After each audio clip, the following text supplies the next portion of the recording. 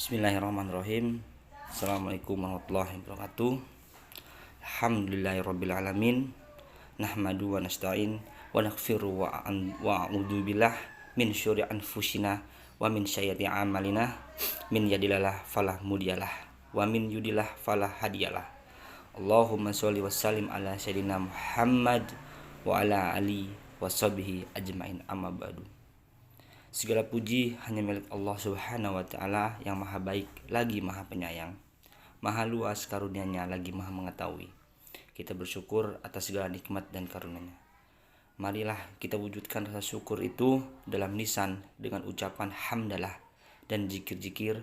Kemudian kita wujudkan rasa syukur itu dalam perbuatan dengan melaksanakan segala perintahnya dan menjauhi segala larangannya. Salawat serta salam mari kita curahkan kepada junjungan Nabi Muhammad Sallallahu alaihi wasallam, sang Nabi mulia.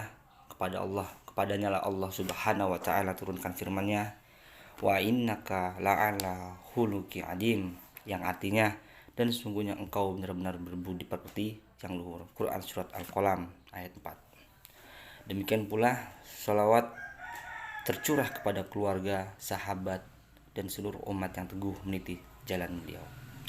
Jadikan di sini saya ingin memberi sedikit ilmu tentang bekal untuk belajar Islam. Saudaraku yang insyaallah dirahmati Allah Subhanahu wa Ta'ala, hal yang paling penting untuk segera dilakukan oleh generasi muda Islam atau seorang mu'alaf yang baru masuk Islam adalah mempelajari ilmu Islam. Sebab ilmu Islam inilah yang akan mengantarkan generasi muda kita pada puncak kejayaan di dunia dan kebahagiaan di akhirat. Di sini orang tua memiliki peran yang sangat penting dalam hal ini, karena memang jika kita runut lebih dalam lagi, penanaman nilai-nilai Islam pada generasi muda semestinya sudah dilakukan oleh para orang tua sejak anak-anak mereka masih dalam kandungan, yang melanjutkan pada fase balita, kanak-kanak, dan seterusnya. Orang tua memiliki peran kunci dalam membentuk generasi muda masa depan. Apakah generasi kita dapat berada dalam fitrahnya atau justru menyimpang dari fitrahnya? Rasulullah SAW bersabda sebagaimana diriwayatkan oleh Imam Al-Bukhari dalam kitab sahihnya, hadis nomor 1319. Kullu maludi yuladdu ala fitrah fabawahu yuhawadannih aw yanashoronih aw yumajashanih, yang artinya setiap anak terlahir dalam keadaan fitrah, orang tuanya lah yang menjadikannya Yahudi, Nasrani atau Majusi. Jika kalimat tauhid dan kecintaan kepada Allah Subhanahu wa Ta'ala yang merupakan fitrah manusia telah menancap kuat di dalam jiwa anak dari kecil, maka kedua orang tuanya tidak akan mengalami kesulitan berarti untuk mendorong anak untuk menjadi insan bertakwa, melaksanakan perintah-perintah Allah Subhanahu wa Ta'ala dan menjauhi segala larangannya. Saudaraku yang insyaallah dirahmati Allah Subhanahu wa Ta'ala, meski demikian perjalanan mempelajari ilmu Islam itu tidak selalu mudah. Bahkan kita sendiri sebagai orang tua yang masih merasa minim pengetahuan ilmu Islamnya pun juga terkadang masih bingung, terkadang masih kesulitan dalam belajar ilmu Islam. Berikut ini adalah 6 hal yang perlu disiapkan jika kita ingin belajar Islam secara lebih mendalam. Harapannya Allah Subhanahu wa Ta'ala memudahkan perjalanan kita dalam mendalami ilmu agamanya. Pertama, bersihkan hati. Sebelum mulai mempelajari ilmu Islam, hendaknya seorang menuntut ilmu membersihkan hatinya dari sifat curang, kotor, dengki, dan hasad. Selain itu juga membersihkan hati kita dari berbagai keyakinan dan akhlak yang buruk agar layak untuk menerima ilmu, menghafalkan ilmu, mengetahui rahasia-rahasia ilmu dan hakikatnya untuk hakikat ilmu yang tersembunyi. Belajar Islam itu selayaknya seorang yang akan melaksanakan sholat, badannya harus bersih dari segala bentuk hadas dan najis. Maka sebagai sebuah ibadah hati, belajar Islam tidak akan menemukan keberkahannya jika hatinya masih kotor dari sifat buruk dan akhlak yang tercela.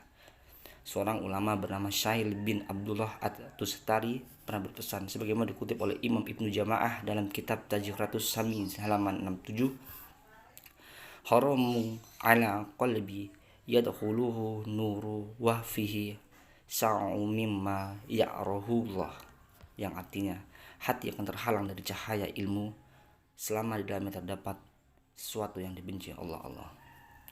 Kedua, luruskan niat. Setelah berusaha semaksimal mungkin membersihkan hati dari berbagai sifat buruk dan akhlak tercela, yang perlu dilakukan dalam belajar Islam adalah merumuskan niat, meluruskan niat, ikhlaskan niat belajar hanya untuk mengharapkan ridha Allah Subhanahu wa taala. Jangan pernah niatkan belajar Islam untuk menghadap obsesi duniawi, karena kalau kita ingin mengejar akhirat, maka dunia akan mengikuti. Ingin dipandang sebagai alim, ingin disebut sebagai mubalik, kondang, ingin selalu dihormati dan dipuji masyarakat, ingin mendapat jabatan tinggi atau tujuan buruk semisal itu.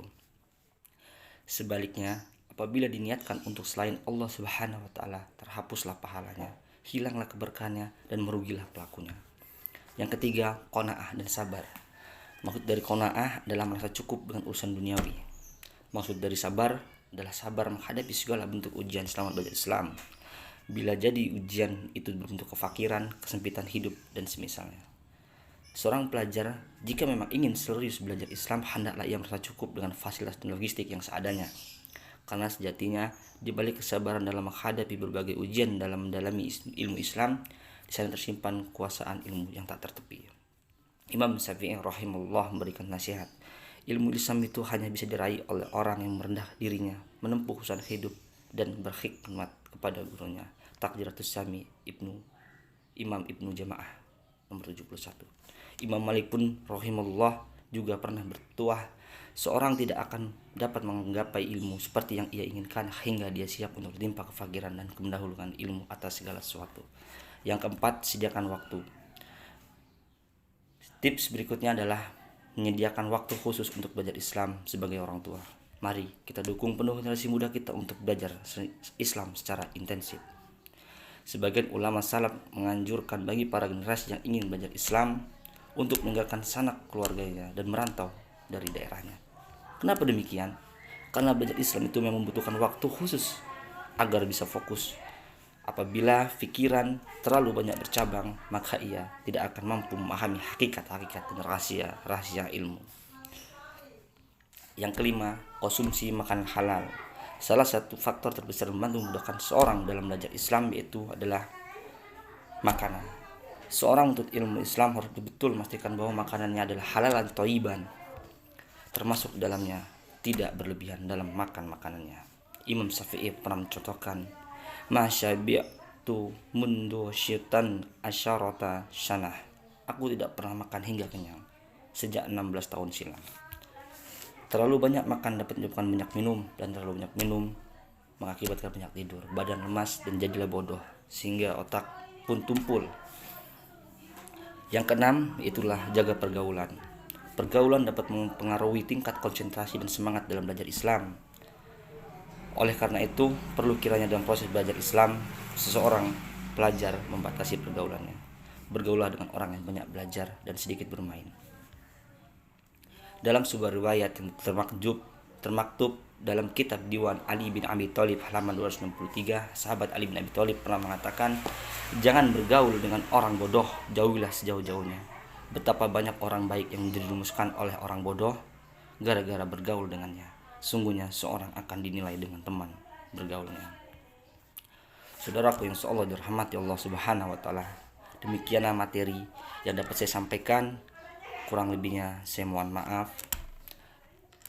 Tujuannya hal yang perlu dipersiapkan sebagai bekal untuk mulai mendalami ilmu Islam. Tentu masih ada banyak bekal lainnya yang perlu ditempuh sehingga tujuan inti kemudahan dalam belajar Islam dapat tercapai. Semoga Allah Subhanahu wa taala memudahkan kita semua dalam dinul Islam, kemudian mengamalkan dalam kehidupan sehari-hari. Terima kasih. Saya akhiri, wabillahi taufiq wal hidayah. Assalamualaikum warahmatullahi wabarakatuh.